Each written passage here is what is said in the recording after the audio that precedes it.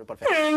Allez, c'est parti pour cette Coupe de France. On va commencer avec le programme qui va donc débuter par le FC Nantes qui va recevoir donc Châteauroux du côté du stade de la Beaujoire. Ce sera donc le vendredi 4 janvier à 20h55. Et puis le déplacement d'Angesco qui aura certainement le match le plus simple. Je ne crois pas que ce soit National 2 Viry-Châtillon. Ça doit être Régional 1 Viry-Châtillon. Et puis les Herbiers qui vont se déplacer du côté de Tours. On va faire un petit peu le tour justement de ces 3 matchs, mauvais jeu de mots. Ouais. Et on va commencer tout simplement par le FC Nantes. Alors ils ont repris du côté du 31 décembre, les Nantais à la Jonelière, avec des rires, il y a eu le Noël. On va regarder ensemble, c'était assez drôle, chacun fait ses petites vidéos. C'est nouveau, ça tu connaissais pas à ton époque. Regarde, la France a un incroyable talent, version FC Nantes. On écoute ? Bate o sino pequenino, sino de Belém. Aïe, aïe, aïe, aïe, aïe. Ah, le Brésil, pas l'honneur. Non. Bate o sino pequenino. À l'Eurovision, c'est 0 point.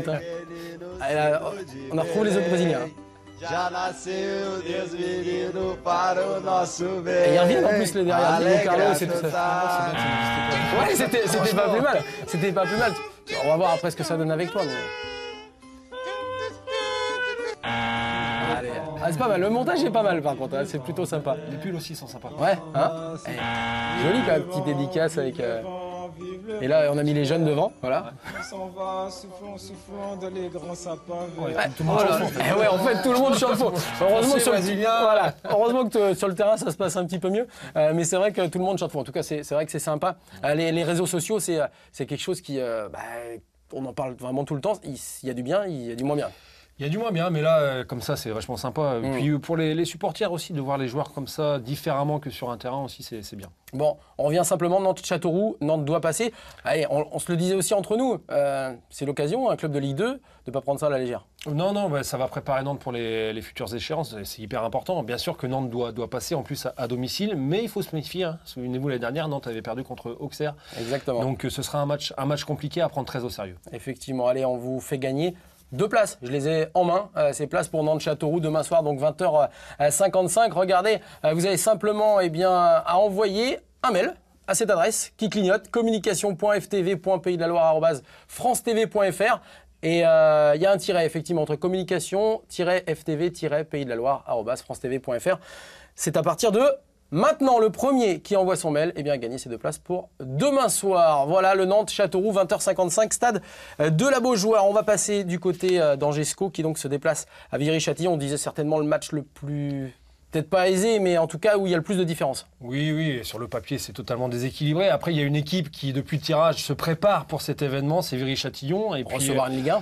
Oui, c'était le but en début de saison. Quand vous avez le plus impossible, c'est pour jouer une Ligue 1. Alors, ça fait peut-être pas rêver Angers, mais ça reste une Ligue 1.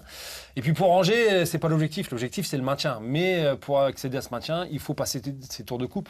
C'est un match important pour les 2 équipes, plus pour Viry-Châtillon. Mais je pense qu'Angers devrait faire le boulot. Alors, avec tous ces matchs en retard, que ce soit pour Nantes, pour Angers, c'est bien justement de repartir sur un tour de Coupe de France pour peut-être se mettre en jambes. Oui, c'est important, même si Châteauroux, ce sera un match de haut niveau, un match compliqué. Et un match pro. Pour Angers, ce sera un petit peu différent, mais oui, ça permet aussi de retrouver le rythme avant les futures échéances. Il y en a beaucoup en janvier. Oui, effectivement. Et du côté d'Angesco aussi, on a souhaité les vœux, bien évidemment, sur le site internet, sur les réseaux sociaux. Et puis, on a eu le droit à une belle petite photo de famille. On a surtout vu des footballeurs et des femmes de footballeurs. Voilà, la pause a été faite. Ouais, je préfère ça aux chansons de Noël. C'est pas mal. C'est quand même beaucoup plus sympa quand même. Regardez, donc c'est vrai que chacun est allé de son petit post sur les réseaux sociaux également. C'était le cas du côté des Vendéens, des Herbiers. On a fait plus sobre. Tu vois. Voilà, bonne année 2019. Voilà, c'est bien aussi. Mais on aime bien la sobriété aussi. Quoique la dernière était pas mal. Les Herbiers donc finalistes l'an passé, finalistes surprise bien évidemment. Ils ont eu un parcours, on l'a dit, un petit peu heureux, mais il fallait aller le chercher quand même. Et puis cette finale incroyable au Stade de France, défaite 2-0 contre le PSG.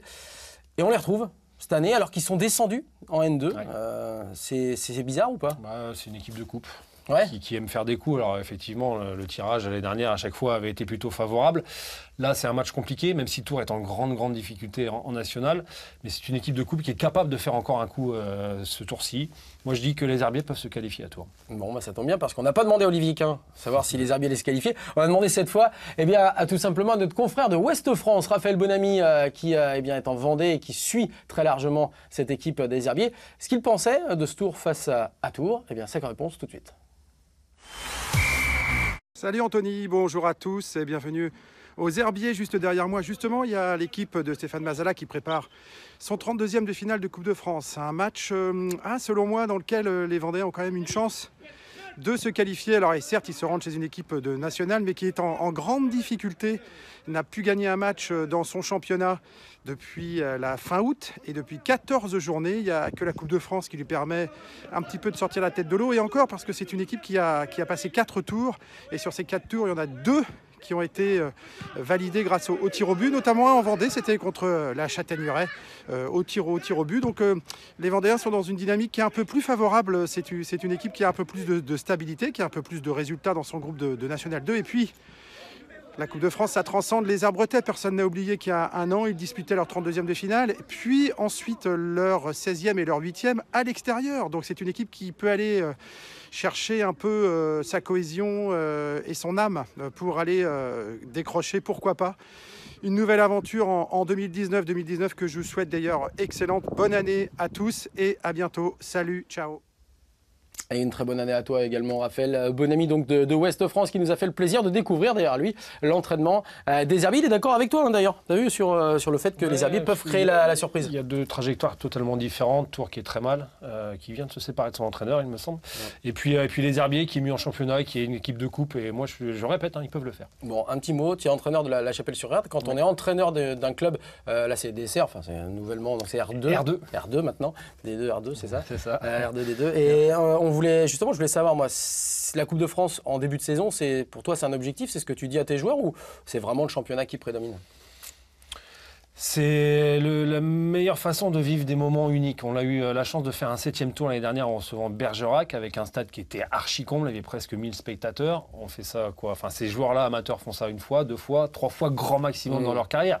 Alors, c'est pas un objectif, ça dépend toujours du tirage.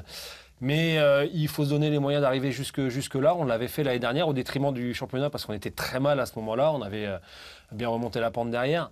Mais pour un joueur amateur, se confronter à des joueurs même de N2, c'est un moment à part. Ah oui, et c'est hyper important. Donc c'est pas un objectif en début de saison. Ça le devient ça le devient au fil des tours. Ça l'était devenu au fil des tours.